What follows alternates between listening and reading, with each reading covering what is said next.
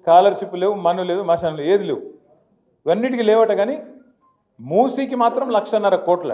ఎందుకే 1,50,000 కోట్లు మూసి?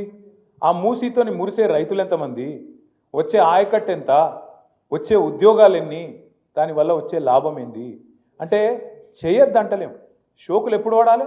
ముందు కడుపు నిండాక వాడాలి. ఇక కడుపు నిండికే దిక్కులేదంటీడా. అదే అంటారు చూడు, మింగ మెతుకులేదు కానీ మీసాలకు సంపెంగ నూనె పెట్టిండట వెనకటికి కూడా. మిగతాదికేమో మెతుకు లేదట, మీసాలకు మాత్రం సంపెంగ నూనె. పోజులు ఎందుకు నాకు అర్థం కాదు.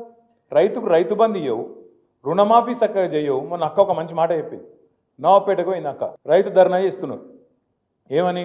రుణమాఫీ చేయాలి, నువ్వు చేసింది చారానా, బయట చెప్తుంది బారానా, నీ ప్రకటనలకే ఎక్కువ ఖర్చు అవుతుంది, నీ ఫోటో చూడలేక వస్తున్నాం, కాబట్టి అదేదో బంధు పెట్టు అని చెప్పి మొత్తం ధర్నా మొత్తం చేసి రుణమాఫీ పూర్తి చేయి అని చెప్పి ధర్నా చేస్తే ఒక రైతు, సామాన్య రైతు సబితమ్మతో ఏమంటాడు తెలుసా?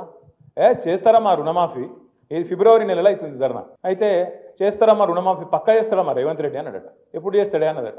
ఏముందమ్మా ఫిబ్రవరి 31 ఉంది కదా, అలా చేస్తాడు, లోపల అయిపోతుంది.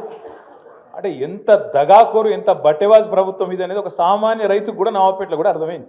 ఫిబ్రవరిలో 31 ఉంటుంది, అయితే మీరు ఎవరైనా మోసపోయారు.